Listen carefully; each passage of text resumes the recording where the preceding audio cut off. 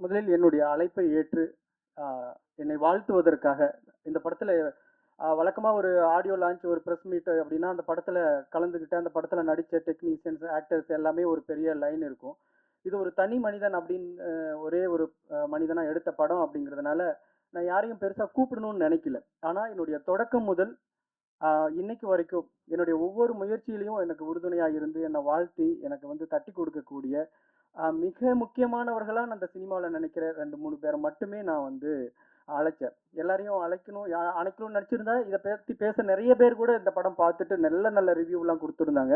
அவங்களெல்லாம் கூப்பிட்டுருக்கலாம். ஆனால் இதை எப்படி நம்ம ஒரு விஷயத்துக்கு ஒரு ஒரு வேலைக்கு கிளம்பும்போது ஊருக்கு கிளம்பும்போது அம்மா அப்பா கிட்ட சொல்லிட்டு கிளம்புற மாதிரி ஒரு அம்மா அப்பான்னா எப்படி முக்கியமான ஒரு ஒரு ஒரு கேரக்டர் நம்ம லைஃப்ல அந்த மாதிரி இந்த சினிமாவில் நான் ரொம்ப ரொம்ப மிக முக்கியமாக யாரை நான் மதிக்கிறனோ அவங்க 2 பேரையும் நான் இதுக்கு வரணும் அப்படின்னு நான் ரொம்ப எதிர்பார்த்தேன். அதே மாதிரி என்னுடைய இந்த பணிகளில் நான் எப்போ இந்த படம் பார்த்த உடனே எல்லாத்துக்கும் என் கூட வந்து நிற்கக்கூடிய லெனின் பாரதி தோழர், ஏஆர்கே ராஜராஜா சார் 2 பேரையும் மேடைக்கு அழைக்கிறேன். வாங்க தோழர். அதே மாதிரி சேரண்ணன் சேரண்ணனை வந்து நான் சொன்னதில் இந்த இந்த சினிமாவில் வந்து நான் ஒவ்வொரு மேடையில் நான் பேசும் பொழுதும் அண்ணன் சேரனுக்கும் ரோஹிணி மேடமுக்கும் நன்றின்னு சொல்லிட்டு தான் பேசுவேன் வேற எங்கேயா இருந்தா. ஆனால் எங்கள் அண்ணனே இருக்காரு அப்படிங்கிறதுனால நான் அதை சொல்லலை. ஏன்னா சேரண்ணன் எனக்கு எப்படி முக்கியமானவர் அப்படின்னு இங்கே இருக்கிற எல்லாருக்கும் தெரியும். நான் அதை வந்து சொல்லி புரிய வைக்கணும்னு அவசியமே இல்லை. நான் எந்த மேடைகள் அதுக்கு பிறகு நான் சினிமாவுக்கு வந்த பிறகு கிட்டத்தட்ட 100கணக்கான மேடைகளில் நான் ஏறி இருக்கேன். அப்போ எல்லாமே நான் சொல்லிட்டு தொடங்கக்கூடிய வார்த்தைகள் பேசுறதுக்கு முன்னாடி அந்த வார்த்தைகள் தான். அந்த அளவுக்கு முக்கியமானவர் எனக்கு.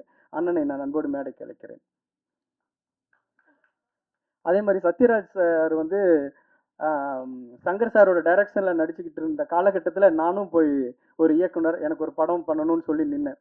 அந்த காலகட்டத்தில் ஒரு உதவி இயக்குனருக்கு வாய்ப்பு கேட்டு வந்த மாதிரியான உருவமும் வயதும் கொண்ட என்னை அங்கீகரித்து எனக்கு வெங்காயம் படத்தில் அவ்வளோ பெரிய சப்போர்ட்டாக ஒரு பெரிய தூணா பலமாக அதோட வெளியீட்டு வரைக்கும் எனக்கு உறுதுணையாக இருந்த சத்யராஜ் சார் அவர்களே நான் அன்போடு மேடைக்கு அழைக்கிறேன்.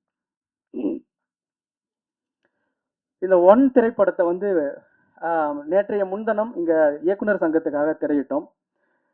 படம் முடிஞ்ச பிறகு ஸ்டாண்டிங் ஓவேஷன் கொடுத்தாங்க. எழுந்து நின்று எல்லாரும் கை தட்டணும் அப்படின்ட்டு இயக்குனர் சங்க தலைவர் சொல்லி எல்லாரும் எழுந்து நின்று 5 நிமிடம் கை தட்டி உட்கார்ந்தாங்க. அந்த இயக்குனர்களுக்கும் என்னுடைய மனமார்ந்த நன்றிகளை தெரிவிச்சுக்கிறேன். ஏன்னா இந்த படம் இதை எப்படி தொடங்கின அப்படின்னு தெரியல. ஏன்னா அந்த படத்தை முடிஞ்ச பிறகு ஆர்வி உதயகுமார் சொன்ன ஒரே ஒரு வார்த்தை, தயவு செஞ்சு இங்கே யாரும் இவனை வந்து இந்த படத்துக்கு என்ன பட்ஜெட்னு கேட்காதீங்க. அப்படி ஒரு கேட்கறதே வந்து தவறான கேள்வியாக மாறிடும். அதை தவிர வேற என்ன வேணா கேளுங்க. ஏன்னா ஒரு 5-6 வருட உழைப்பு தான் இந்த படத்துக்கோட பட்ஜெட்டு. அது வந்து இந்த படத்துல தெரியுது அப்படின்னு சொன்னார். நான் இந்த படத்தை எதுக்கு ஆரம்பிச்சேன் எப்படி ஆரம்பிச்சேன்னு எனக்கே மறந்து போச்சு. அவ்வளோ காலம் இந்த படம் எனக்கு பெரிய வேலையும் மன உளைச்சலையும் பெரிய உழைப்பையும் எடுத்துக்கிச்சு. இதுக்கு நடுவில் எத்தனையோ வேலைகளை நம்ம செஞ்சிருந்திருக்க முடியும். ஆனாலும் சரி இதை கைவிட்டக்கூடாது, ஒரு கட்டத்திலையும் நம்ம கைவிட்டக்கூடாது அப்படிங்கிற ஒரே ஒரு நோக்கத்துல உலகத்துல யாரும் செய்யாத ஒரு பெரிய வேலையை கையில் எடுத்து தொடங்கிட்டோம். அது எந்த இடத்துலயாவது நிறுத்திட்டோம்னா அது நம்ம வந்ததே தெரியாம இப்படி ஒரு முயற்சி எடுத்ததே தெரியாம போயிருமே அப்படிங்கிற ஒரே உறுதியில வந்து இதை முடிச்சிடணும் அப்படின்னு நினைச்சேன். முடிச்சுட்டு இப்போ வர 21ஆம் தேதி அதை வெளியீட்டுக்கு கொண்டு வர இருக்கிறேன். இதுல எத்தனையோ இடையூறுகள் பயணங்கள்ல தடை எல்லாமே இருந்தாலும் இந்த வெளியீட்டுன்னு வந்து நிற்கும்போது நான் வெங்காயம் படத்துல அனுபவிச்ச அந்த விஷயம் தான் எனக்கு ஞாபகம் வந்துச்சு. ஏன்னா எனக்கு கிடைச்ச அனுபவம் இந்த உலகத்துல எந்த இயக்குனருக்கும் தயாரிப்பாளருக்கும் கிடைச்சிருக்காது. ஒரே படத்தை எடுத்து அதை ஒரு தோல்வியும் பார்த்து ஒரு வெற்றியும் பார்த்த ஒரே ஒரு படமும் இயக்குனர் நான் தான். முதல்ல நான் வந்து சேரனுக்கு முன் சேரனுக்கு பின் அந்த மாதிரி தான். வெங்காயம் படத்தை முதல்ல வெளியிட்டப்ப 2 நாள் 3 நாள் ஒரு 2 ஷோ 3 ஷோ யாருக்குமே தெரியாம அது வந்து வைண்ட் அப் ஆகி வந்துச்சு. அதுக்கப்புறம் சேரன் நான் பார்த்த பிறகுதான் அந்த படம் வந்து சன் டிவியில பிசினஸ் ஆச்சு. மறுபடியும் திரும்ப 100க்கும் மேற்பட்ட தியேட்டர்கள்ல வந்து திரையிடப்பட்டுச்சு. என்னன்னா ஒரே படம் இப்ப 2 படம் என்னோட முதல் படம் அப்படி நடந்துச்சு, 2வது படம் எப்படி நடந்துச்சுன்னா ஓகே அதோட கண்டென்ட்டை பொறுத்து இது மாறி இருக்கும் அப்படின்னு நினைக்கலாம்ல. அப்படி இல்லாம ஒரே படம் ஒரே டைட்டில் ஒரே ஆர்டிஸ்ட் அதை சரியா ப்ரொமோட் பண்ணி அந்த இடத்துக்கு கொண்டு போய் நிறுத்தணும்னா அது எல்லாராலையும் கவனிக்கப்படுங்கிறதையும் பார்த்தேன். அந்த இடத்துல நம்ம தப்பு பண்ணோம்னா யாருக்கும் தெரியாம போயிடும் அப்படிங்கிறதையும் பார்த்தேன். அப்போ நீங்க வெங்காயம் படத்துக்கு நீங்கெல்லாம் கொடுத்த சப்போர்ட், நீங்கெல்லாம் கொடுத்த ஆதரவு, நீங்கெல்லாம் முதல் வாட்டி நீங்க படம் பார்த்தப்பவே இந்த பத்திரிகைகள்ல கொண்டாடினது இதெல்லாம் தான் அந்த படத்தை காப்பாற்றி சேரண்ணனுடைய பார்வைக்கு கொண்டு போய் அது வந்து வேற மாதிரியான ஒரு இடத்துக்கு போச்சு. இப்போ இந்த படத்துல எல்லா வேலைகளையும் செஞ்சு யாருடைய உதவியுமே இல்லாம எல்லா வேலைகளும் இது ஒரு தனி ஒரு மனிதனா செஞ்சு ஆனா எல்லாத்துக்கும் ஆதாரமும் வச்சிருக்கிறேன். நான் செஞ்சு முடிச்சிட்டேன். முடிச்ச பிறகு இப்போ நான் வந்து எனக்கு இந்த வெளியீடு அப்படின்னு வரும்பொழுது தான் இப்போ மிகப்பெரிய கவலையும் அயற்சியுமா இருந்துச்சு. எப்பெல்லாம் நான் ஏன்னா நம்ம இயக்குனர் ஒரு தயாரிப்பாளருக்கான மெட்டீரியலோடய வாழக்கூடியவங்களா இருந்தா அது தொடர்பான ஆட்களோட தொடர்பு இருக்கும். அது மாதிரியான இடத்துல நம்ம போய் ஒரு புழக்கம் இருக்கும். அது எதுவுமே நமக்கு இருக்காது. ஆனா ஒரு தயாரிப்பாளர் நம்மளும் ஒரு பேரை வச்சுட்டு அதை வெளியிடணும்னு வரும்பொழுது இருக்கக்கூடிய பெரிய அயற்சி ஒன்று இருக்கு இல்லைங்களா? அதை தான் நான் ரொம்ப பயந்தேன். எல்லா வேலையும் நம்ம முடிச்சிட்டோம். படம் எடுத்துட்டோம், எடிட்டிங் பண்ணிட்டோம், கிராஃபிக்ஸ் பண்ணிட்டோம், டப்பிங் பண்ணிட்டோம், எல்லாமே நம்ம உட்காந்து பண்ணிட்டோம். இதை வெளியிடுறதுக்கு என்னடா பண்ண போறோம் அப்படிங்கும்போது தான் எனக்கு ஒரு பெரிய மலைப்பா இருந்துச்சு. ஏன்னா ஏற்கனவே நான் ஒரு அடி வாங்கியிருக்கேன். அப்பதான் அந்த தானு சார் படம் பார்த்தார். படம் பார்த்துட்டு ரொம்ப ஆச்சரியம். அவர் கொடுத்த எனக்கு ஆஃபர்லாம் வேற வேற ஆஃபர். அவர் வந்திருந்தா அவர் வாயிலேயே சொல்லியிருக்கலாம். மிகச்சிறந்த ஒரு வார்த்தைகளை சொன்னார். அப்போ நான் ரிலீஸ் பண்றேன் சார் அப்படின்ட்டு போய் நான் அவர்கிட்ட உட்காரும் பொழுது நான் எப்படி தயாரிப்பாளர் ஓகே ஒரு டிஸ்ட்ரிபியூட்டர் எங்க பிடிக்க போறோம், இதுக்கு மீடியாட்டர் யாரு, எந்த எந்த ஊருக்கு எங்க நம்ம திரையரங்களை கொண்டு போய் சேர்த்த போறோம். ஏன்னா எல்லா படைப்புகளையும் கொண்டாந்துட்டு மக்கள்கிட்ட கொண்டு போய் சேர்த்தும் போதுதான் பெரிய பிரச்சனையே உருவாகுது. மக்கள்கிட்ட போய் சேரல, இல்ல இது மட்டும் நீ நல்லா ப்ரமோஷன் பண்ணி நல்லா தேட்டர் போட்டிருந்தீங்கன்னா எல்லாம் சூப்பரா வந்திருக்குன்னு எத்தனையோ படங்களுக்கு நம்ம சொல்லி கேள்விப்பட்டிருக்கோம். அந்த மாதிரி இந்த 5-6 வருட கால உழைப்பை வந்து இந்த தேட்டர் கிடைக்காம, நம்ம சரியான டிஸ்ட்ரிபியூட்டர் கிடைக்காம நம்ம வந்து இந்த படத்தை வீணடிச்சிருவோமோ அப்படிங்கிற ஒரு கவலையில தானு சார்கிட்ட நான் போய் சொல்றேன். சார் எனக்கு வந்து எப்படி ரிலீஸ் பண்றது என்னன்னே ஒரு குழப்பமா இருக்கு, நீங்க எனக்கு கொஞ்சம் கைட் பண்ணும் அப்படின்ட்டு. தானு சார் ஒரே ஒரு வார்த்தை தான் பிவிஆருக்கு ஃபோன் பண்ணார். பிவிஆருக்கு ஃபோன் பண்ணி நான் ஒரு ஒன் மேன் அப்படின்னு ஒரு படம் பார்த்தேன், எக்ஸ்ட்ராடினரியான ஒரு படம், ரொம்ப மிரண்டுட்டேன் அப்படின்னு. அதுக்கப்புறம் அவர் சொன்ன ஒரு 10 வார்த்தைகள் இருக்கு இல்லைங்க, அந்த 10 வார்த்தைகளும் சாதாரண வார்த்தைகள்ல பொன்னெழுத்துக்களால் பொறிக்கக்கூடிய வார்த்தைகள் அப்படின்னு தான் சொல்லலாம். நீ போய் உடனே பிவிஆர்ல போய் மீட் பண்ணுப்பா அப்படின்னாரு. அப்பவே அங்கிருந்தே கிளம்பி பிவிஆருக்கு போனேன். நான் போக போக யோசிச்சுட்டே போறேன். தானு சார் ஓகே, அவர் ஒரு ஒரு கலை ஞானி.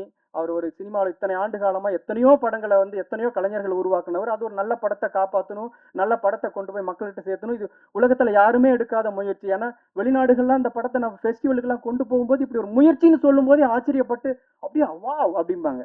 நம்ம ஊர்ல அதை எப்படி எடுத்துக்குவாங்க, நம்ம ஊர் ஆடியன்ஸோட மனநிலை எல்லாத்தையும் ஒரு கேள்வியோட மனநிலையோட அணுகிடுவாங்களோ அப்படிங்கிற பயத்தோட நான் யோசிச்சுட்டே இருக்கேன். ஏன்னா பிவிஆருங்கிறது ஒரு கமர்ஷியல் ஒரு நிறுவனம். அது வந்து எது வியாபாரமாகுதோ அதை போட போறாங்க, எது காசு வருதோ அதை போட போறாங்க அப்படின்னு நினைச்சிட்டு இவங்க இப்படி சொன்னா என்ன சொல்லலாம்? இல்ல ஆர்டிஸ்ட் யாருன்னு கேட்பாங்க. இது ஆர்டிஸ்ட வச்சு பண்ண முடியாது. ஏன்னா ஒரு கதாநாயகன், தெரிஞ்ச கதாநாயகன் இருந்தா இந்த படத்தை வந்து உடனே மக்கள் வந்து பார்த்துருவாங்க. அப்படின்னா அது ஒரு தெரிஞ்ச கதாநாயகன், ஃபெமிலியரா இருக்கிற ஒருத்தர் அவரே கேமரா எடுத்துட்டு போய் அவரே எடிட் பண்ணி அவரே பார்க்க முடியாதுங்கிற ஒரு சூழல். அப்போ நான் வந்து நான் பண்றேன் அப்படின்னா எனக்கு இந்த ஃபேஸ் வேல்யூவோ எனக்கு யாருன்னே தெரியாது. இப்போ நான் தான் பண்ணி ஆகணுங்கும் போது வேற வழி இல்லை, நானே இந்த ஒரு ஆள் நடிச்ச படம் அப்படிங்கிறதுனால இந்த அட்டம்ப்ட் எடுக்க வேண்டியதா போயிடுச்சு. இப்படி கேட்டாங்கன்னா பிவிஆர்ல கேட்டாங்கன்னா என்ன சொல்றது, அக்செப்ட் பண்ணுவாங்களா, ஆர்டிஸ்ட் இல்லைன்னு சொல்லுவாங்க, எப்படி ரிலீஸ் பண்ண போறீங்க, பேனர் வேல்யூ என்ன, இதெல்லாம் கேட்பாங்களே அப்படின்ட்டு போய் உட்கார்றேன்.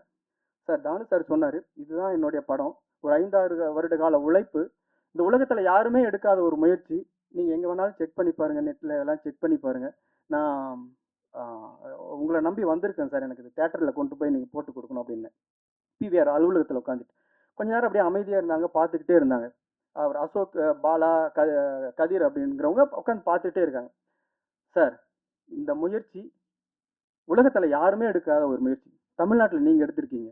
எப்படி நீங்க தொடங்கும் போது உங்க அப்பா அம்மா, உங்க குடும்பத்தில் இருக்கிறவங்க, உங்க நண்பர்கள்லாம் சப்போர்ட் பண்ணிருப்பாங்க, அப்புறம் உங்க இயக்குநர்கள் இங்க இருக்கிறவங்க சப்போர்ட் பண்ணிருப்பாங்க, ஒவ்வொரு கட்டத்திலையும் ஒவ்வொருத்தர் சப்போர்ட் பண்ணிருப்பாங்கல்ல, அந்த மாதிரி எங்களுடைய பங்களிப்பா நாங்களும் உங்களுக்கு சப்போர்ட் பண்றேன் சார் அப்படின்னு சொல்லி ஒரு வார்த்தை சொன்னாங்க. எனக்கு அவ்வளவு ஆச்சரியமா இருந்தது.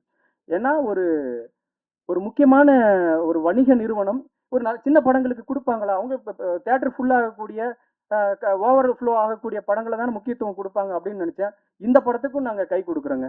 உங்க படம் ஒரு அரிய முயற்சி, கண்டிப்பா நாங்க வந்து இதை வந்து மக்கள்கிட்ட கொண்டு போய் சேர்த்துறதுக்கு எங்களோட பங்களிப்பு என்னவோ அதை கண்டிப்பா நாங்க செய்வோம் அப்படின்னு சொல்லி எனக்கு, அதாவது பெரிய தடைக்கல்லாவே இருந்து எனக்கு அந்த இடம் தான், எப்படி கொண்டு போய் சேர்த்த போறோமோ அப்படின்னு. நாங்களும் இதுல ஒரு பார்ட்டா இருந்து உங்க படத்தை கொண்டு போய் சேர்த்துறோம் அப்படின்னு சொன்ன பிவிஆர் நிறுவனத்துக்கு என்னுடைய மனமார்ந்த நன்றிகளை நான் தெரிவிச்சுக்கிறேன் இந்த நேரத்தில். இது ரொம்ப முக்கியமான பாயிண்ட். முதல்ல நான் இனிமே நான் அதிகம் பேசுற நேரம் இல்லை, இனிமேல் படமும் பார்க்க வேண்டியது அப்படி இருக்கிறதுனால இந்த படத்தை வந்து நான் எடுத்துட்டு வந்து போஸ்ட் ப்ரொடக்ஷன் பண்றதுக்கு ஆரம்பிச்ச நாள்ல எனக்கு நிறைய பெரிய ஸ்டூடியோ வேலைகள் நிறைய இருந்தது. நான் எப்படி பண்ண போறேன், 5.1 மிக்ஸ் பண்ணும், அதுக்கான எக்யூப்மெண்ட், அதுக்கான சிஸ்டம், மிக்சர், இதெல்லாம் நான் வாங்கணும்னா அது பெரிய காசா இருந்தது. நான் ஏஆர் ராஜராஜா சார்கிட்ட போய் சொன்னேன், சார் இந்த மாதிரி ஒரு படம் வித்தியாசமான முயற்சி, எனக்கு எப்படி பண்ணணும்னு தெரியல, நான் ஆனால் எப்போ பண்ணுவேன், எவ்வளோ நாள் ஆகும், 1 மாதம் ஆகும், 2 மாதம் ஆகும், 6 மாதம் கூட ஆகும், நானே தான் பண்ணுறேன், எனக்கு பண்ணுறது எப்படின்னு தெரியல சார், எனக்கு அதுக்கான உதவி வேணும் அப்படின்னு கேட்டேன். அவர் ஒரு கொத்து சாவி எடுத்து என் கையில் கொடுத்து, அவரோட ஸ்டூடியோவோட சாவி, எப்போ வேணாலும் நீங்கள் திறந்துக்குங்க, எப்போ வேணாலும் ஒர்க் பண்ணிக்கங்க, சிஸ்டம் ஆஃப் பண்ணிட்டு போங்க, உங்களுக்கு எப்போ வேணுமோ வந்து திறந்துக்குன்னு சொல்லி சாவியே கொடுத்தாரு. ஒரு 6 மாதம் என்கிட்ட தான் இருந்தது. அதனால தான் ரொம்ப முக்கியமாக நான் அவரை வந்து இந்த மேடையில் வந்து அவர் வரணும் அப்படின்னு சொல்லி நான் எதிர்பார்த்தேன். அந்த இடம் இல்லைன்னா நான் அதை தாண்டி வர்றது ரொம்ப கஷ்டமாக இருந்திருக்கும். அவர் வந்து இந்த படம் அவர் படம் பார்த்துட்டாரு. இந்த படம் தொடர்பாக ஒரு சில வார்த்தைகள் பேசணும்னு அன்போட அழைக்கிறது. இந்த இனிய மாலை வேளையில் பத்திரிகை மற்றும் ஊடக நண்பர்கள் அனைவருக்கும் வணக்கம். எவ்வளவோ மேடைகளை சந்திச்சிருக்கோம். சமீபத்தில் இப்போ கூட அண்ணன் கேட்டார், என்ன நீங்கள் மாதத்துக்கு ஒரு படம் ஏதாவது விழா நடத்துவீங்க, இப்போ பண்ணுறது. நான் சமீப காலங்களில் வந்து கிட்டத்தட்ட ஒரு 2-3 வருடங்களாக டப்பிங் படங்கள் எதுவும் பண்ணுறதில்லை. ஒரு நேரடி படத்தை எடுத்து அந்த படத்துலேயே இருக்கேன். அவர் என்ன கொஞ்சம் அதிகமாக பெருமையாக சொல்லிட்டாரு.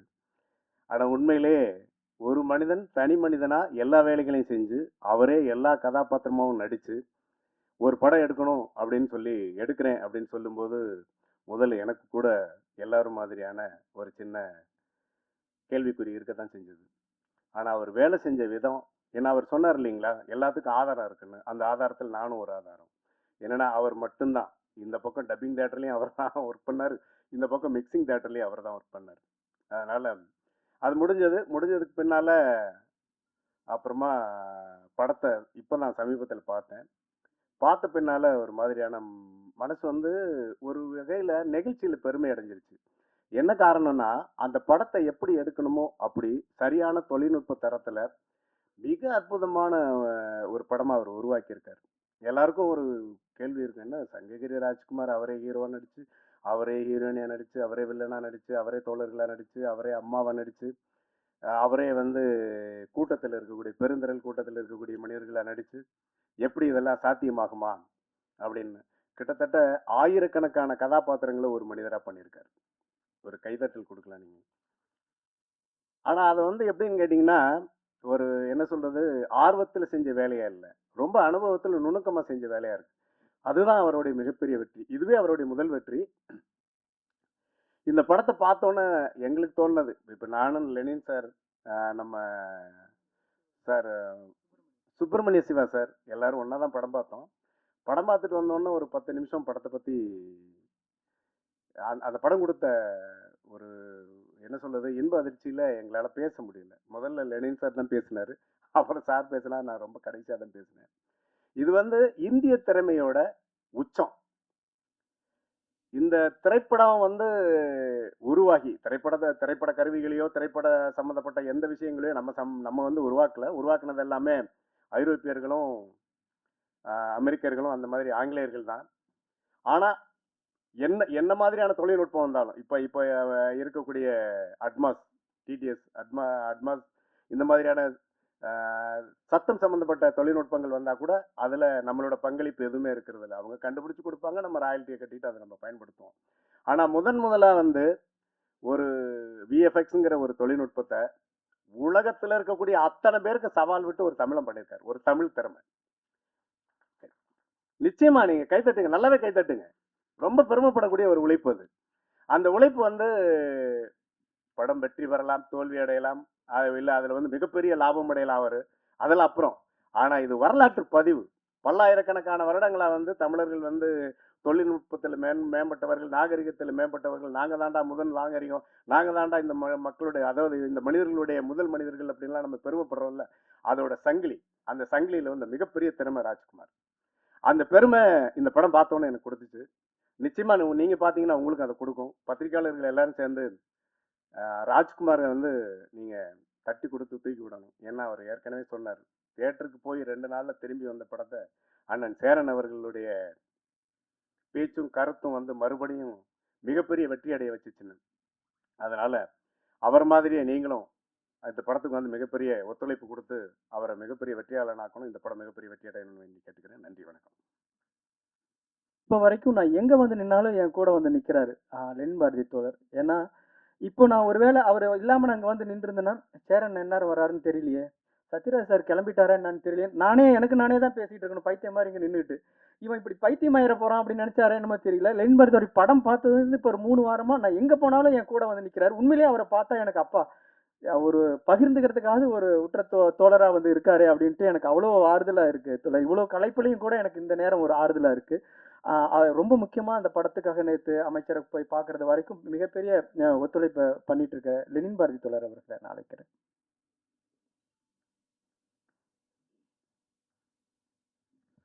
தோழர்கள் அனைவருக்கும் வணக்கம். ரொம்ப முக்கியமான ஒரு படம். நிறைய இந்த மாதிரி பிரம்மாண்டமான படங்கள்லாம் வந்திருக்கு. அதுவும் குறிப்பாக நம்ம இந்திய சினிமாவில் வந்து தொழில்நுட்ப ரீதியாக ஒரு முக்கியமான ஒரு மைல்கல்லை எட்டின படம் இது.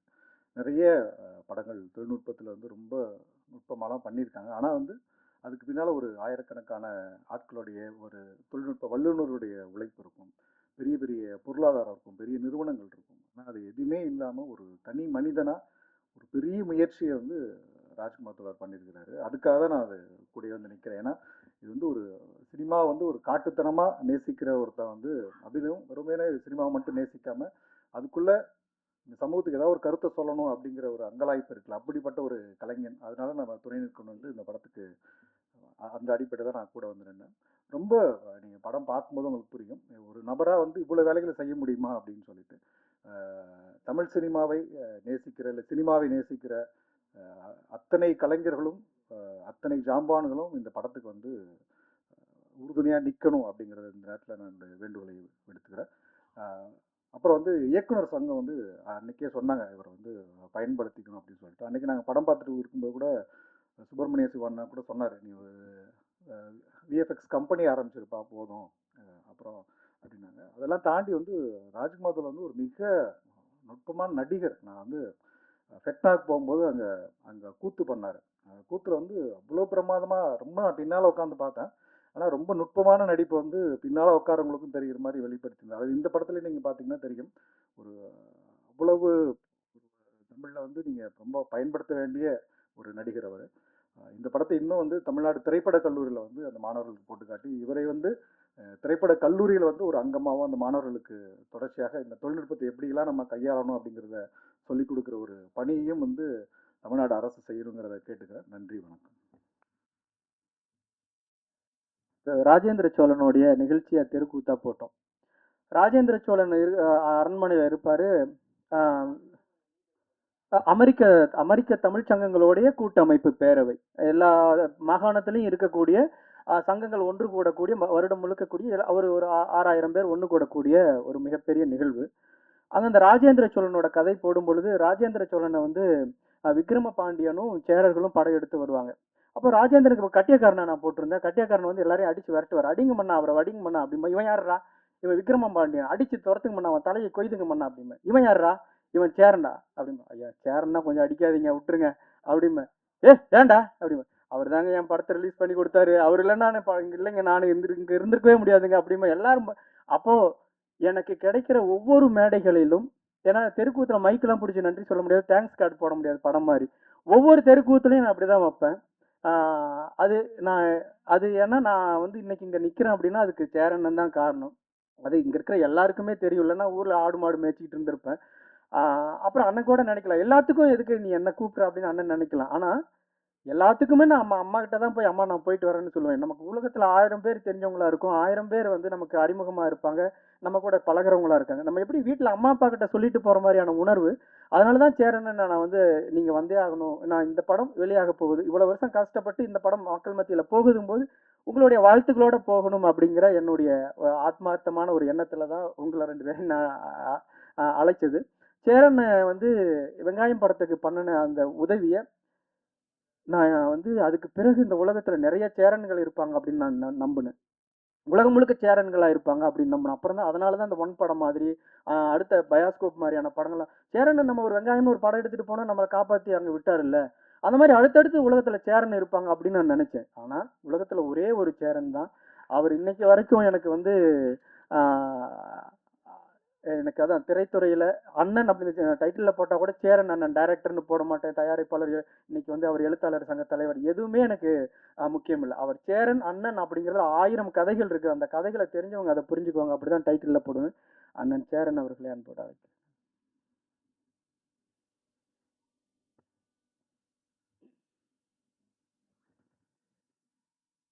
எல்லாருக்கும் வணக்கம். ராஜ்குமார் அப்படி தான் கொஞ்சம் உணர்ச்சி வசப்பட்டு தான் பேசுவார். ஏன்னா அவருக்கான அந்த சூழல் அப்படி. அவர் எங்கேயோ ஒரு இடத்துல ஒரு படத்தை எடுத்துட்டு அந்த படத்துக்கு ஆட்கள் வரல, கூட்டம் இல்லை, படத்தை தூக்கிட்டாங்க. முதல் நாளே நிறைய இடத்துல தூக்கிட்டாங்க. 2வது நாள் சில இடங்கள் மட்டும் ஓடுது, அதுவும் இன்னைக்கு எடுத்துருவாங்கன்ற காலகட்டத்தில் எனக்கு திடீர்னு அந்த படத்தை பற்றின செய்தியை ரோகிணி மேடம் சொல்கிறாங்க, சார் இப்படி ஒரு படம் பார்த்தேன், ரொம்ப நல்லா இருந்துச்சு, நீங்கள் அவசியம் பார்க்கணும் அப்படின்னு. அவங்க இவ்வளோ சொல்ல மாட்டாங்களே அப்படின்னு சொல்லி, சரி போட சொல்லுங்க பார்ப்போம்னு கேஷுவலாக போய் இந்த தேவி ஸ்ரீ தேவி தேட்டரில் பார்க்குறேன். அந்த படத்தை பார்த்துட்டு கொஞ்சம் நேரம் ஒன்றுமே புரியல. இது எப்படி ஒரு பையன் ஒரு கேமராவை தூக்கிக்கிட்டு ஒரு கிராமத்துக்குள்ளே போய் இருக்கிற சின்ன பிள்ளை, ஆயா, பாட்டன், பாட்டி, சித்தப்பா, பெரியப்பா எல்லாம் நடிக்க வச்சு, ஆனால் அவன் சொல்லியிருக்கிற கருத்து வந்து அவ்வளோ ஸ்ட்ராங்கான கருத்து. நம்ம மடமையை கொளுத்தக்கூடிய, நம்மளோட உணர்ச்சிகளை பயன்படுத்திக்கிட்டு வியாபாரம் பண்ணுறவங்களோட பொய்யை தோல்விச்சு காட்டுற ஒரு படம். ஆனால் அதை ரொம்ப நேர்த்தியாக ஒருத்தர் எடுத்துருந்தன்றப்போ, சும்மாவே நம்ம ஒரு நல்ல படம் பார்த்தோம்னா தூங்க மாட்டோம். உடனே பதிவு போடுறது என்ன, அதை பற்றி பேசுகிறது என்ன, அதை கிடைக்கிற மேடையிலலாம் பேசுகிறது என்னன்னு சொல்லும் பொழுது, இது எனக்கு ரொம்ப நெருக்கமான ஒரு படமாக என்னுடைய தாட்ஸாக இருந்தது. என்னுடைய கிராமத்து மக்களை நான் அதுக்குள்ளே பார்த்தேன். என்னோட கிராமமும் என்னோட மக்களும் உள்ளுக்குள்ள இருக்கும்போது என்னால் அதை விட்டு விடுபட்டு வெளியே போக முடியாமல், சரி அந்த படத்தை என்ன பண்ணலாம் அப்படின்றப்ப, நல்லா இருக்கு இது ஏன் ஓடலைன்னு கூப்பிட்டு பேசும்போது அவர் இப்படி சொல்லும்போது, அதை அந்த அந்த நேரத்தில் என்னை யாரோ நிறைய பேர் தூக்கி சுமந்துருக்காங்கல்ல, அப்போ நான் எனக்கு கிடைக்கிற வாய்ப்பப்போ நான் ஒருத்தனை தூக்கி சுமக்கணும்ல, அதானே தர்மம். அந்த இடத்துல நான் சங்கர் ராஜ்குமார் தூக்கிக்கிட்டேன் தோள் மேலே. அப்புறம் எல்லா இயக்குநர்களையும் கூப்பிட்டு அந்த படத்தை பாருங்கன்னு சொன்னோன்னே, இப்போ சங்கர் ராஜ்குமார் கூப்பிடும்போது யாருன்னு தெரியல, வர முடியல அப்படின்றப்போ, இப்போ நான் கூப்பிட்டோன்னா அதுக்கு ஒரு அடையாளம் கிடைக்குது. எல்லா இயக்குநர்களும் வர்றாங்க. கிட்டத்தட்ட 52 பேர் இன்னைக்கு படம் பார்க்குறாங்க இயக்குநர்கள். அன்னைக்கு லோகேஷ் கனகராஜ் படம் பார்த்தது மாதிரி அன்னைக்கு போனேன் லோகேஷோட டிசி பார்க்கறதுக்கு. எல்லா இயக்குநரும் இங்கே இருந்தாங்க. எனக்கு இதே மாதிரி ஒரு காட்சி ஏற்கனவே அரங்கேறி இருக்கேன் வெங்காயத்தில், அப்படி தான் தோணுச்சு. அத்தனை இயக்குனர் இருந்தாங்க. அப்போ அந்த வெற்றி இருக்கும்போது நம்ம கூப்பிட்டா எல்லாமே நடக்கும். அதை அன்னைக்கு நான் பார்த்தேன். அதை இப்போவும் அது நடந்துச்சு, அன்னைக்கு அது நடந்துச்சு. அப்போ எல்லா டைரக்டரும் பார்த்துட்டு எல்லாரும் வெயிட் பண்ணி இந்த படத்துக்கு, ஒரு படம் பார்த்தா சில டைரக்டர்லாம் சொல்லாமல் கொள்ளாமல் பின்வழியை ஓடி போயிடுவோம் படம் நல்லா இல்லைன்னா. ஆனால் அத்தனை பேரும் நின்று அந்த திரைப்படத்தை வேல்யூ பண்ணி நின்று பேசினாங்க. அந்த 52 டைரக்டர்ஸ் பார்த்ததும் அதை பூரா கட் பண்ணி ஒவ்வொரு டைரக்டரோட கருத்துக்களையும் வீடியோவாக மாற்றி அவரோட படத்தை இடையில இணைச்சு அதை கொண்டு போய் சன் டிவியில் போட்டு காட்டினேன். சார் இப்படி இவ்வளோ டைரக்டர் சொல்லியிருக்காங்கன்னா ரொம்ப நல்ல படமாக தான் சார் இருக்கும் அப்படின்னு சொல்லிட்டு, முதல்ல 5 ரூபாய்க்கு வாங்காத அந்த படத்தை 52 லட்ச ரூபாய்க்கு விற்றோம்.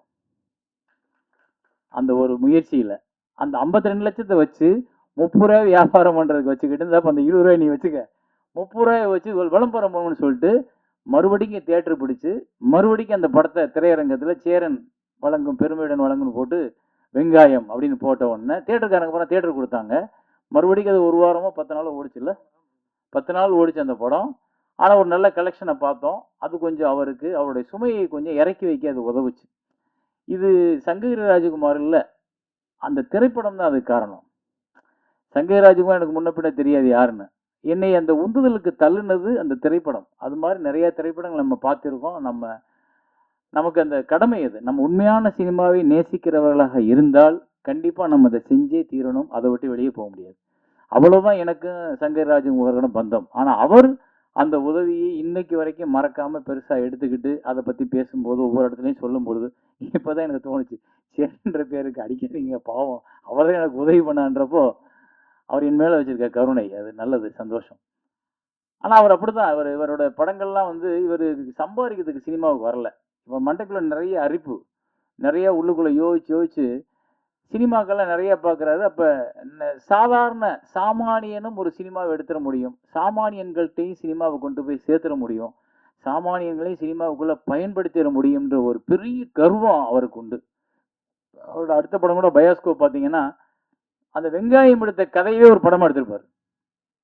வெங்காயத்துக்கு ஒரு கஷ்டப்பட்ட அந்த கதையை எடுக்க அதை திருப்பி ஒரு படமாக்குனார்.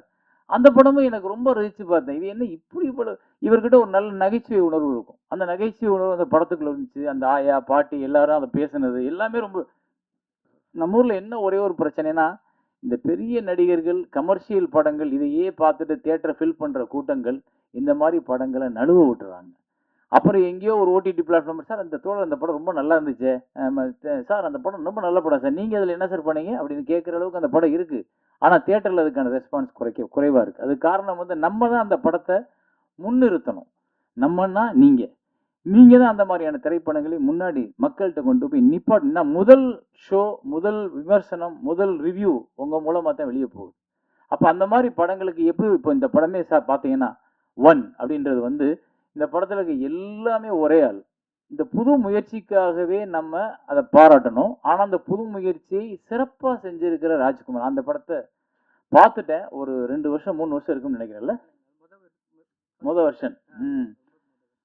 அப்போ நான் பார்த்துட்டு அந்த படத்தை பார்க்கும்போது எனக்கு என்னப்பா நீயே இவ்வளவையும் தூக்கி சுமந்துருக்கியே, எப்படி இது முடிஞ்சிச்சா எப்படி? அப்போவே அவர் கொஞ்சம் நல்லா இருந்தது. ஆனால் அது இப்போ மறுபடியும் இன்னும் நிறைய மாற்றி ரீஷூட் பண்ண மாதிரி திருப்பி ரீஒர்க் பண்ணி சிஜியில் எல்லாம் எல்லாத்தையும் மாற்றி இப்போ இந்த அப்போ பார்க்கும்போது இல்லை, இப்போ இருக்குதுலாம். இதில் தொங்குறது நீங்கள் தான், மேலே இருக்குது நீங்கள் தான். அந்த மாதிரி படத்தில் வந்தீங்கன்னா இப்போ நம்ம ராஜ்குமாராக தெரிவார், ஆனால் வேற ஆளாக தெரிவார். அதுக்கு எவ்வளோ மெனக்கடணும் பாருங்க. ஒரே ஆள் நடித்து, ஒரே ஆள் இயக்கம் பண்ணி, ஒரே ஆள் ஒளிப்பதிவு பண்ணி, ஒரே ஆள் லைட்டு பார்த்து, ஒரே ஆள் எடிட் பண்ணி, ஒரே ஆள் சவுண்ட் ரெக்கார்ட் பண்ணி, இது எல்லாத்துக்கும் அவ்வளவு டைம் எடுக்கும். கிட்டத்தட்ட 3 வருஷம் 4 வருஷம்ன்றது உங்களுக்கு குறைவு. இன்னும் 10 வருஷம் கூட ஆகலாம் ஒரு சில படங்கள், அப்படிலாம் நடந்திருக்கு. ஸோ இந்த உழைப்பு உங்களை அடையாளப்படுத்தும். அப்புறம் இன்னொரு படம் இவர் ஒன்று பண்ணி வச்சிருக்காரு, இன்னும் ரிலீஸ் பண்ணலன்னு நினைக்கிறேன். அந்த காட்டுக்குள்ளே எடுத்த படம் என்ன படத்து பேர்? நெடும்பா. அதை நாங்கள் வந்து எங்கள் சீட்டு வச்சில் வாங்கி ரிலீஸ் பண்ணுறதுக்காக வாங்கினோம். அது ஒரு அற்புதமான படம். கண்ணீர் வந்துடும் கடைசியில். அது எல்லாரும் நடிச்சிருப்பாங்க. இவங்க அப்பா ஒரு தலை சிறந்த நடிகர்.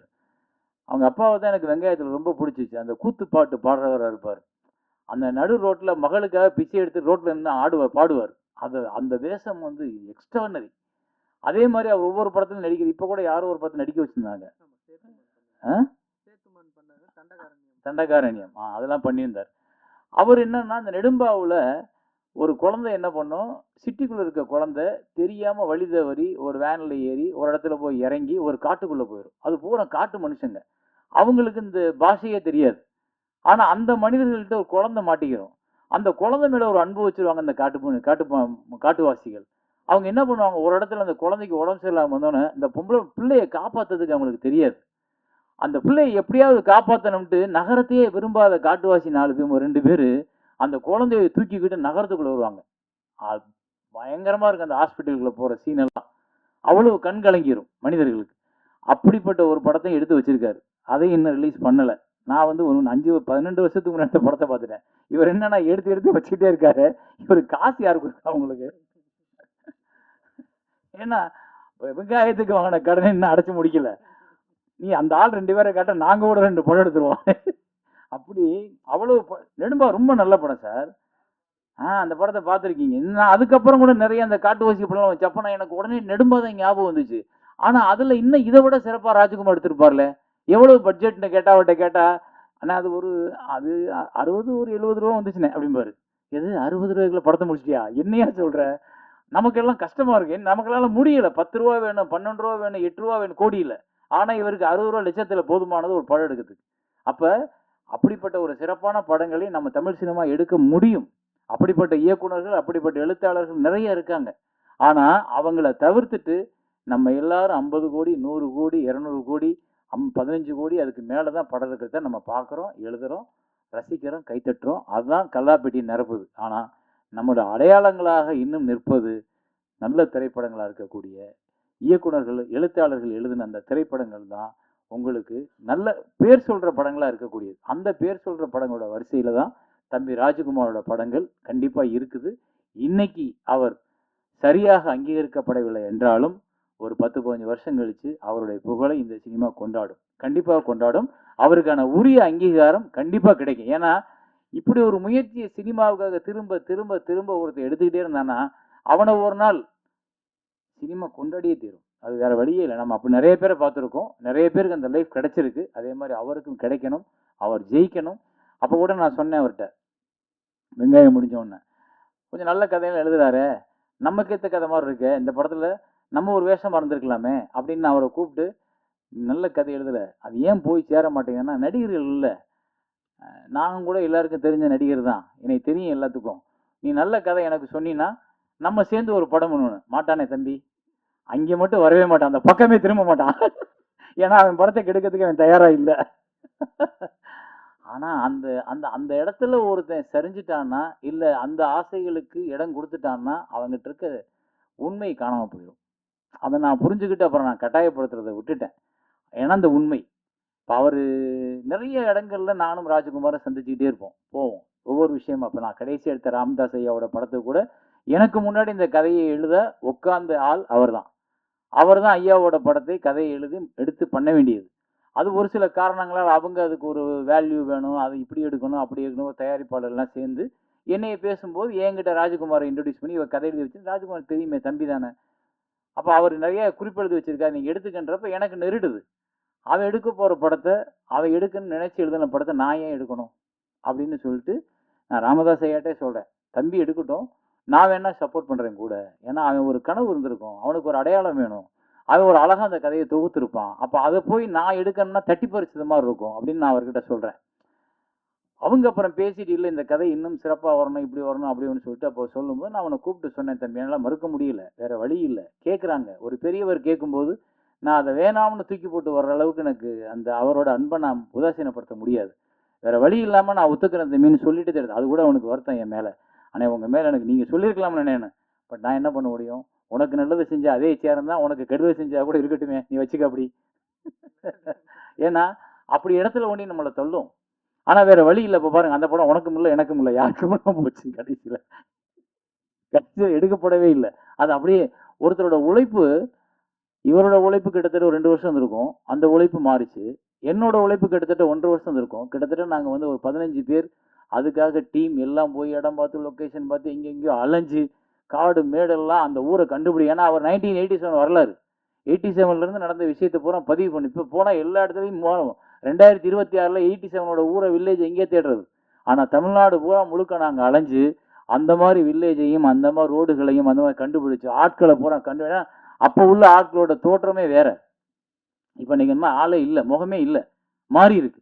அதை நாங்கள் பூரா ரெஃபரன்ஸ் வச்சு வச்சு அவ்வளோ 1.5 வருஷம் நாங்கள் அதுக்கான தீசிஸ் பண்ணி பண்ணி பண்ணி அவ்வளோயும் திரட்டி வச்சதுக்கப்புறம் அந்த படம் நடக்கலை அப்படின்னா அது எவ்வளோ பெரிய வழி பாருங்க. அவங்க சொல்லலாம், நான் உங்களுக்கு அந்த வேலை பார்த்த வரைக்கும் சம்பளம் கொடுத்துட்டேன்னு. சம்பளம் அல்ல எங்களோட தாட், நாங்கள் நினச்சது, நாங்கள் கற்பனை பண்ணது, எங்களோட மண்டைக்குள்ள ஊர்ன அந்த கதை வெளியில் வந்துச்சுன்னா எனக்கு சம்பளமே கிடைக்காது, நான் கவலைப்பட மாட்டேன். ஏன்னா நான் அப்படிப்பட்ட ஒரு பைத்தியக்காரத்தனமான இயக்குனர். எனக்கு நான் எடுத்த படம் வெளியே வரணும், ஆனால் அது வரல, அது நின்றுச்சு. என்ன காரணம் கேட்டால் அப்பா அம்மையை சண்டை போட்டாங்க, படம் நின்று போச்சு. இப்போ அப்பா அம்மையை சேர்ந்துட்டாங்க, படம் இருக்கிற ஆள் இல்லை, என்ன பண்ணுறது? சிரிக்கிறார் ஒருத்தர் என்னை நினச்சி பார்த்து. இதுதான் அவலம். அது மாதிரி தான் சினிமா வந்து எங்கே நம்மளை தூக்கிக்கிட்டு போகும், எங்கே நம்மளை ஏமாற்றும், எங்கே நம்மளை உட்கார வைக்கணும் தெரியாது. இந்த ஒன் கூட இவர் எடுத்த முயற்சிக்கு இவரை தூக்கிட்டு போகணும். பார்க்கலாம் இந்த சினிமா என்ன பண்ணுதுன்னு. தேங்க்யூ. எனக்கு உங்கள் மேலே வருத்தம் இருந்ததே இல்லைங்கண்ணா. ஏன்னா எதுவாக இருந்தாலும் நான் அப்போ கூட நான் வந்து நான் எனக்கு பதிலாக யார் இதை செஞ்சால் சரியாக இருக்கும்னு அவங்க என்ன தேர்வு பண்ணியிருக்காங்கன்னா, சேரன் அப்படின்னா ராஜ்குமார் எதுவுமே சொல்ல மாட்டான் அப்படின்னு தான். ஏன்னா சேரன் அந்த இடத்துல பண்ணுறாரு அப்படின்னு சொன்ன உடனே நான் இருக்கிற இடத்துல என் அண்ணன் இருந்தா எனக்கு ரொம்ப திருப்தி தான் அப்படின்ட்டு தான் நான் எந்த வார்த்தையுமே சொல்லாமல் இருந்து வந்தேன். அது எனக்கு அண்ணன் பண்ணியிருந்தாலும் நான் பண்ணினதை விட ரொம்ப மகிழ்ச்சி அடைஞ்சிருப்பேன். அடுத்து வந்து நான் முதல்ல சத்யராஜ் ஐயாவை இங்கே விஜய் பார்க்கில் தான் நான் சந்திக்க போகிறேன்.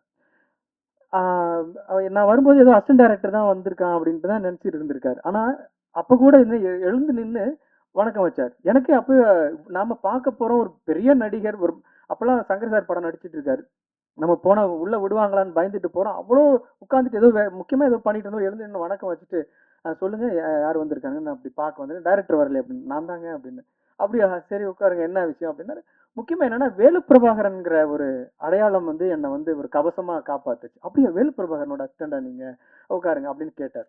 அப்போது ஊரில் நான் யாரோடைய சப்போர்ட்டுமே இல்லாமல் எங்கள் தாத்தா பாட்டி அங்கே இருக்கிறவங்க கடை வச்சுருவங்களை வச்சு நான் ஒரு படம் பண்ணுறேன் அப்படின்னா முதல்ல எடுத்த உடனே எல்லாரும் நினைப்பாங்க ஏதோ ஒரு ஆர்வக்கோளரில் ஒரு மொக்க படம் பண்ண போகிறான் அப்படின்னு தான் எல்லாரும் தவிர்ப்பாங்க. ஆனால் எதன் அடிப்படையிலையோ என்னை வந்து சரியாக உள்வாங்கிட்டு, இல்லை இந்த படத்தில் நான் ஒரு பகுதியாக இருந்தேன்னா உனக்கு இந்த படம் வந்து மக்கள்கிட்ட போய் சேரத்துக்கு ஒரு காரணமாக இருக்குன்னு சொல்லி எந்த விதமான அறிமுகமும் இல்லாமல், எந்த விதமான நடிகரும் இல்லாத, எந்த விதமான டெக்னீஷியனும் இல்லாத, ப்ரொடியூசரே இல்லாத ஒரு படத்தில் எனக்காக வந்து ஏற்காடில் வந்து மலைகள்லாம் ஏறி இறங்கி நடித்து கொடுத்த அந்த தன்மை என்னன்னா, இவன் சமூகத்திற்கு ஏதோ சொல்ல போறான், அதுல ஒரு பங்கா நான் இருக்கணும்னு நினைச்ச அந்த சமூக அக்கறை, சமூகத்தின் மீது அவருக்கு கொஞ்ச பாசம் தான்.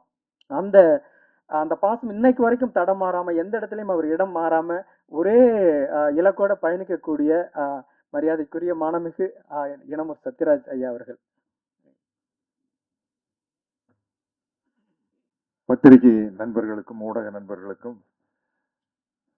என்னுடைய வணக்கத்தை தெரிவிச்சுட்டு, பல நல்ல படத்தை கொடுத்ததுக்காகவும் சேரன் சாருக்கு நன்றி சொல்லலாம். வெங்காயம் படத்தை ப்ரமோட் பண்ணதுக்காகவும் நன்றி சொல்லலாம். ஏன்னா அந்த படத்தில் நானும் இருக்கிறேன். மேடையில் இருக்கிற அத்தனை பேருக்கு என்னுடைய வணக்கத்தை சொல்லிக்கிறேன்.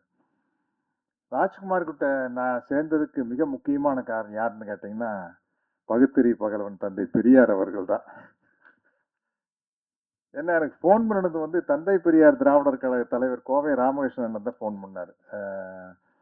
நம்ம தம்பி ஒருத்தர் வராருங்க, ஐயாவோட தொண்டர், நீங்க என்னன்னு பார்த்து என்ன முடியுமோ செய்யுங்க. ஏன்னா அவருக்கும் பெருசா சினிமா பத்தி எல்லாம் தெரியாது ராமகிருஷ்ணனுக்கு.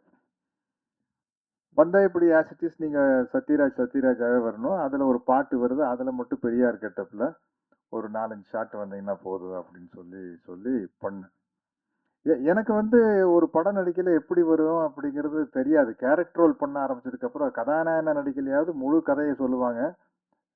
இவங்க மியூசிக், இவங்க கூட நடிக்கிறவங்க, கவுண்டமணி, செந்தில், அது இதுன்னு ஒரு ஒரு ஒரு பேக்கேஜ் இருக்கும். இப்போ கேரக்டர் ரோல் பண்ணிக்கிட்டு இருக்கீங்கள, ஒரு 20 வருஷமா வந்து நம்ம கேரக்டர் தப்பு இல்லாம இருந்தா போய் நடிச்சுட்டு வந்துடுறது, அவ்வளவுதான். நானும் கூட அதுக்கு ஒரு பஞ்சு டயலாக் வச்சிருக்கேன். வால்டர் வெற்றிவேல் அமைதிப்படை காலத்துல சினிமா என் கையில் இருந்தது, இப்போ நான் சினிமா கையில் இருக்கேன். அதனால வந்து போனோமா வந்தோமா, அதுதான். அப்புறம் நான் நடிக்காத படத்தினுடைய இசை வெளியீட்டு விழா ப்ரமோஷனுக்கு எல்லாம் நான் போறதில்லை. இப்போ சேரன் சார்னா போய் ஆனா என்ன, எழுத்தாளர் சங்க தலைவர், இயக்குனர் சங்க தலைவர், தயாரிப்பாளர் சங்க தலைவர்னா போயிடணும். நான் ஏன் போறதில்லைன்னா, பிரச்சனை என்னன்னா, மாசம் மாசம் ஒரு படம் வருது. அது நான் போன மாசம் வந்து சாருகேசி, இந்த மாசம் ஜிடி நாயுடு, அடுத்த மாசம் மண்டாடி வருது. இப்ப நம்ம நடிச்ச படத்தை பத்தி நம்மளுக்கு சின்ன விமர்சனம் மனசுக்குள்ள இருந்தாலும் கூட அது மேடையில சொல்றது நாகரிகம் இல்லை. அந்த படத்தை பத்தி புகழ்ந்துதான் பேசியானும். எங்கிட்ட இருக்கிற மிஸ்டேக், ஒரு 2 பால் ஓவராவே போடுவேன், எக்ஸ்ட்ராவா 2 பால் போடுவேன். ஏன்னா மனிதர்களுடைய சந்தோஷம், குறிப்பா கலைஞர்களுடைய சந்தோஷம் வந்து அங்கீகாரத்துக்காக ஏங்குவது தானே, பாராட்டுக்காக ஏங்குவது அப்படிங்கிறத மனிதனுடைய மனமே. அதனால அதை நம்ம ஃபுல்ஃபில் பண்ணிட்டு போவோமே. நானும் மணிவண்ணன் சார்லாம் சும்மா தமாஷா சிரிச்சு பேசினேன். தலைவரை, ஐஸ் வைக்கிறதுனா சின்ன கியூப் எல்லாம் வைக்கக்கூடாது தலைவரை, அது வலிக்கிட்டு வந்துடும். பெரிய பாரை தூக்கி போட்டு அடிச்சிடணும். ஒன்னா அவன் மண்டை உடையணும், இல்லாச்சும் ஐஸ் உடையணும். வைக்கிற ஐஸ் அப்படி வச்சுட்டு போயிடணும் அப்படின்னு சொல்லுவேன். பட் இந்த படத்துக்கு நான் ஏன் வந்தேன் அப்படின்னா, வெங்காயம் படம் பார்த்து பிரமிச்சு போயிட்டேன். ஏன்னா நான் போய் ஒரு நாள் நடிச்சுட்டு வந்தேன், 2 நாள் நடிச்சுட்டு வந்தேன். மற்றபடி உள்ள என்ன இருக்குன்னு தெரியல. படம் பார்த்தப்ப என்னடா இவ்வளவு பிரமாதமா இருக்குது, இது என்ன, டேக் ஆஃப் ஆகுறது கஷ்டம் எனக்கே தெரியும். ஆனந்தவன்ல மட்டும் பிரமாதமா விமர்சனம் எழுதுறாங்க நினைக்கிறேன். அப்ப வந்து இந்த மாதிரி மீடியா எல்லாம் ஆனந்தவுடன், குமுதம், குங்குமம் மாதிரி பத்திரிகைகள், எல்லா பத்திரிகையிலையும் பிரமாதமா எப்படி சேரன் சார் ஆட்டோகிராஃப் வந்து அடிச்சு தூக்கி ஒரு 10 நாள் கழிச்சு செம பிக்கப்னு நினைக்கிறேன். எங்கேயோ போயிடுச்சு ஆட்டோகிராஃப் போட்ட போடு, பெரிய போடு. அது மாதிரி விமர்சனங்கள்லாம் பிரமாதமா இருக்குது. பட் படம் டேக் ஆஃப் ஆகல. அதுக்கப்புறம் சரி எத்தனையோ படங்கள் இப்படி வந்துட்டு போயிருச்சு அப்படின்னு ரோஹிணி மேடம் பார்த்துட்டு சேரன் சார்கிட்ட சொல்லி அதை ரீரிலீஸ் பண்ணி அதில் ஒரு காசு பார்த்தது வந்து பெரிய விஷயம். அதுக்கு வந்து சேரன் சாருக்கு மிகப்பெரிய நன்றியை சொல்லிக்க ஆசைப்படுறேன். அப்புறம் ஒரு இயக்குனருடைய கற்பனை பாருங்க. சேரன் சார் ஒரு படத்தை கஷ்டப்பட்டு ஒரு கிராமத்தில் போய் கிராமத்தில் இருக்கிறவங்களையே நடிக்க வச்சு எடுக்கிறோம். குறிப்பா அவங்க அப்பா வந்து பிரமாதம் நடிச்சிருப்பாரு. அந்த கஷ்டத்தை ஒரு படமா எடுக்கிறது. அயாஸ்கப்னு ஒரு படம், அந்த எவ்வளவு காமெடிகள் அதுக்குள்ள இருக்கும். ஊருக்குள்ளேயே ஆளுகளை பிடிச்சி நடிக்க வைக்கிறது, ட்ரைனிங் கொடுக்கறதுங்கிறது. நான் அந்த படம் பார்த்து பிரமாதமா இருந்தது. இப்ப இந்த படத்தை பத்தி கேள்விப்பட்டேன், எனக்கு இன்னும் பெரிய குழப்பத்தில் இருக்கிறேன். சேரன் சார் கிட்ட கேட்டேன், எப்படி சேரன் சார் அது பண்ணாங்க? சரி, இவரே நிறைய எல்லா கேரக்டரும் ஒருத்தரே பண்றதுங்கிறது ஓகே. நம்ம சார் கேமராவும் இவரே ஹேண்டில் பண்றாருன்னா அது எப்படி ஹேண்டில் பண்ணிட்டு இந்த பக்கம் ஒரு கேரக்டர், அந்த பக்கம் ஒரு கேரக்டர் எல்லாமே இவர் பண்றாரு அப்படின்னா அது எப்படி சாத்தியம்னு எனக்கு தெரியல. இவரு பெரிய கொடுமைங்க. நான் தெரியாதனமா வில்லாதி வில்லன் ஒரு படம் டைரக்ட் பண்ணேன். அதுவே வந்து எனக்கு ஒரு 125 படத்துல நடிச்சதுக்கு அப்புறம் ஒரு படம் டைரக்ட் பண்ணல. அப்பதான் நடிப்புங்கிறது எவ்வளவு சுகமான வேலைன்னு தெரிஞ்சது. நான் தான் ஏங்க ஒரு படம் டைரக்ட் பண்ணதோடு விட்டீங்க? ஏங்க, ஆர்ட் டைரக்டர் கலை வந்து பேசுவாரு. இது சோஃபா போடலாமா, சேர் போடலாமா? கலை, நீங்க தலைவரை கொஞ்சம் சோஃபா இருந்தா பெட்டரா இருக்கும் அப்படின்னு. நக்மாவோட காஸ்டியூமர் வருவார். சார் புடவை கொடுக்கலாமா சார், சுடிதார் கொடுக்கலாம்? அவங்ககிட்டயே கேளுங்க, அவங்களுக்கு தெரியாதா? சரி சுடிதார் கொடுங்க. சுடிதார் குடிங்கன்னு டயலாக் எழுதலாமன்னு போகையில் ஹேர் ட்ரெஸ்ஸர் வரும். Sir நக்மாக்கு கொண்டையா, loose Hera, ஜடையா sir? அம்மா அம்மா, தேவையா உனக்கு டைரக்ஷன்? ஃபைட் மாஸ்டர் ரேம்பர் வாட்சிங் வந்து, சார் நாளைக்கு எத்தனை ஃபைட்டர் வச்சுக்கலாம் அப்படிங்கிற ப்ரொடியூசர் ராம்நாத் நின்றுட்டே இருப்பார். 50ன்னு சொன்னா அவர் வருத்தப்படுவார். சொன்னா 10ன்னா ஸ்டண்ட் மாஸ்டர் வந்து, சார் 10 பேர் வச்சு எடுத்தா நல்லா இருக்காது சார், கிராண்டா இருக்காது பாரு. இவ்வளவு சிகலுக்கு நடுவில் படம் இதையெல்லாம் முடிச்சுட்டு மாமன் மகள்னு ஒரு படம் போறேன்னா, ஜோடி மீனா, மணிவண்ணன், கவுண்டமணி அண்ணன், குருதனபால் டைரக்ஷன், பொள்ளாச்சியில் அப்படியே சொர்க்கமா தெரியுது. ஷார்ட் அடினா போனோம், ஸ்டார்ட் கேமரா ஆக்ஷன் நடிச்சோம், கட்டுனா வந்து உட்கார்ந்தோம், உலக அரட்டை அடிச்சுட்டு அங்க லொகேஷன் இல்லாத மற்ற எல்லா நடிகர்களை பத்தி கலாய்ச்சிட்டு, இருக்கிறவங்களை பத்தி பேச முடியாதுல்ல, இல்லாதவங்களை பத்தி எல்லாம் பேசி ஜாலியா இருந்தது. இப்ப உண்மையிலேயே இந்த படம் வந்து எனக்கு பிரமிப்பா இருக்குது. சேரன் சார், நீங்க பார்த்தீங்களா?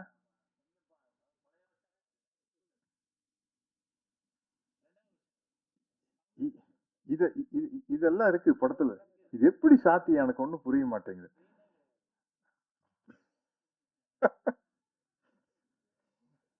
ஒன் மேன் ஆர்மின்னு சொல்ற மாதிரி ஒன் மேன் ராஜமௌலின்னு நினைக்கிறேன். ஒன் மேன் பாகுபலி அப்படிங்கிற அதிகம். ஓ ஓ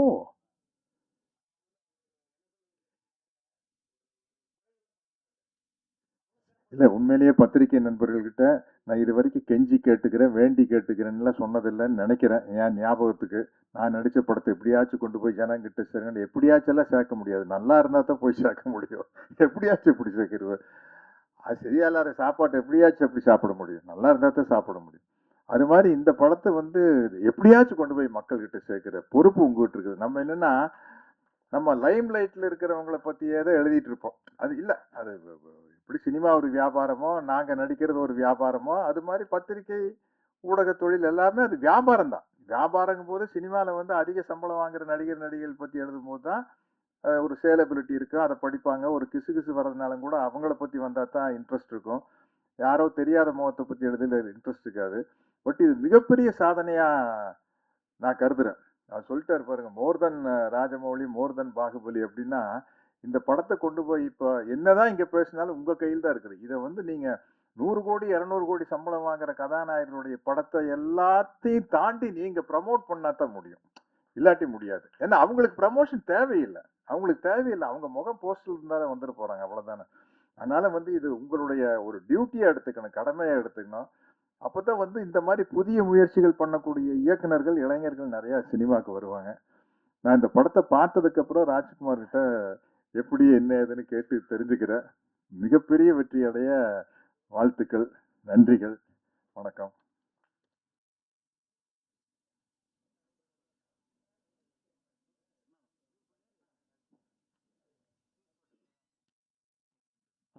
எடுத்துக்கலாம். அழைத்தவுடன் அது சார் சொன்ன மாதிரி அந்த படத்துல அவர் நடிக்கல. அண்ணனுக்கும் இந்த படத்துக்கும் எதுவும் தொடர்பு இல்லை. தோழருக்கு யாருக்குமே இதுக்கு பெருசா எதுவும் தொடர்பு இல்லை. இந்த படம் பார்த்துட்டு இந்த படத்துக்கான முயற்சியை எப்படியாவது நான் கொண்டு போய் மக்கள்கிட்ட சேர்த்தணும். நான் எங்க தொடங்கணும், எங்க உறவினர்கள் இருந்து, நண்பர்கள் இருந்து, டெக்னீஷியன் இருந்து, ஸ்டூடியோ கொடுத்ததுல இருந்து, இந்த படம் பார்த்துட்டு என் கூட நிக்கிறதுல இருந்து, திரையரங்கம் நாங்க கொடுக்குறோன்னு பிவிஆர் சொன்னதுல இருந்து, இன்னைக்கு அண்ணனும் ஐயாவும் வந்து எனக்காக வாழ்த்தி பேசுனது வரைக்கும் இந்த முயற்சியை அங்கீகரிக்கணும் அப்படிங்கிற ஒரு ஆத்மார்த்தமான மனநிலையோட எல்லாரும் வந்து ஆதரவு கொடுத்துருக்காங்க.